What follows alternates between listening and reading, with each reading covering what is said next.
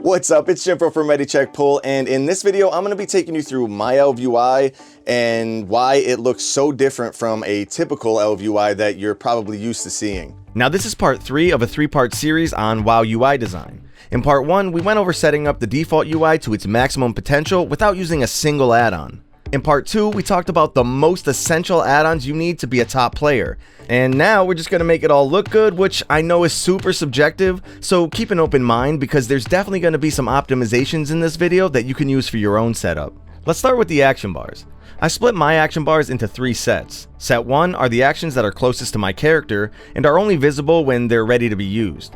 It's super important not to overdo this set because you want these actions to grab your attention. They can easily become visual noise if you have actions that you're regularly ignoring. This set is taken care of by a simple weak auras dynamic group to keep the group as small as possible as actions get used. Set 2 are all the major cooldowns mixed with some rotational abilities that I'll need to see at a glance while in combat. These are in a fixed position, so I always know where to look, and they're usually grouped together with similar abilities. For example, my potions are here, my defensives are here, and so on. I keep these visible at all times so that I'm always aware of where my CDs are. We'll talk about my awkward unit frame bar in a bit. And set 3 is here and here. The bottom part of set 3 are hidden, which is basically just for my keybinds. Now you might be wondering why I don't just use my keybind action bars as set 1. Well, using them this way allows me to keep the same keybind system on all my characters while still being able to group actions together in set 1 to easily view my CD groups. And the actions on the right are only visible when I have a target and are things that I might need once in a blue moon, like Bloodlust or Goblin Gliders or whatever. I have like a million actions and only 500,000 places to put them.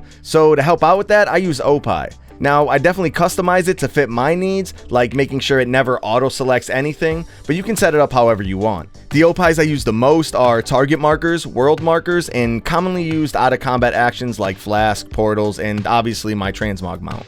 Alright, so back to this little guy. This is my unit frame, and the only options are to put it to the left of my action bars, which seems like a total waste of space, make it stretch the whole distance of my action bar, which seems like a giant waste of space, or tuck it in with my action bars because I only ever need to know if I'm dead, dying, or close to dying. And I also think it looks prettier that way, even if it is awkward seeing it for the first time. Alright, buffs, debuffs, and other things. My buffs are above my map because there's like 300 buffs active in combat, and most of the time I don't need to see but one, ever. The really special buffs like Combustion or Power Infusion get either put into my dynamic weak aura group, or I'll just make a special weak aura for that specific buff if I need to track it. My debuffs, however, go in a little bit of an awkward spot. I don't like having things run across the top of my screen, so I moved my debuffs from the default spot up here to the right of my action bars down here. This took a while for me to get used to, and honestly it might have not been worth it, but whatever, I like it.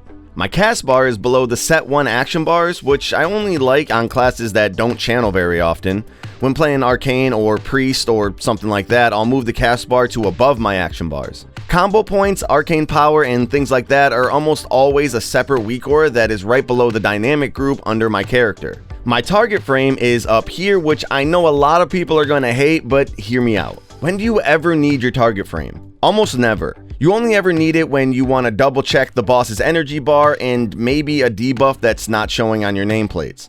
That's it.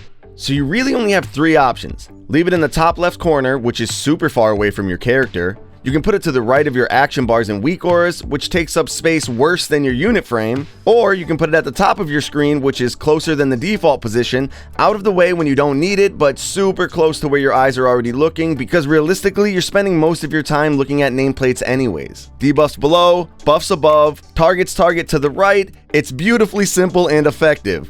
For my raid frames, I'm considering moving these to below my action bars to help me quickly see what's going on for raid leading or if I was healing, but right now I keep them tucked away in the top left and set them up so that it only shows the information that I'll need while I'm in a raid encounter. I absolutely hate being in the middle of a boss fight and I look up at my raid frames only to see 13 debuffs, 7 iron furs, and a renew clogging up what I'm actually looking for, which is typically like a boss debuff or something. While we're on the raid frame stuff, let's talk about this section up here.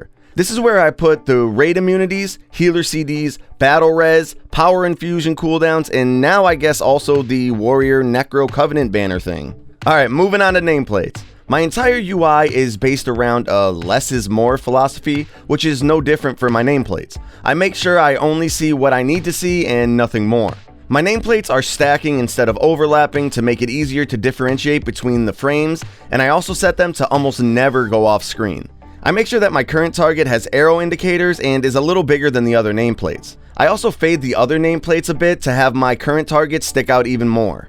I have a cast bar below each nameplate, even the nameplates I'm not targeting, which definitely helps for some quick swap interrupts. And let me sidetrack this UI overhaul real quick so I can talk quickly about the importance of fonts.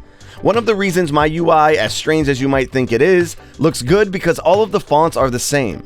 The font I use is Expressway. I can't expressway to you enough how much it kills me to see a decent UI with 30 different fonts that all clash with each other. It takes about 5 minutes and it'll totally glue together your UI. Now let's quickly go over all of the other things that don't deserve their own section. I moved my minimap down to make room for my buffs. My experience, reputation, and honor bars are all below my map. My boss frames are here. Maybe I should move these closer, but I'm not a dot class at the moment, so maybe not. My objective frame goes over my boss frame because you never need them at the same time. I disabled the bottom right chat box and put my damage meters there. I also disabled my bag bar because it's useless. And last but not least, my talking head frame goes to the far left side because I can't stand when it pops up in the middle of combat. Oh, and my focus frame is here just in case.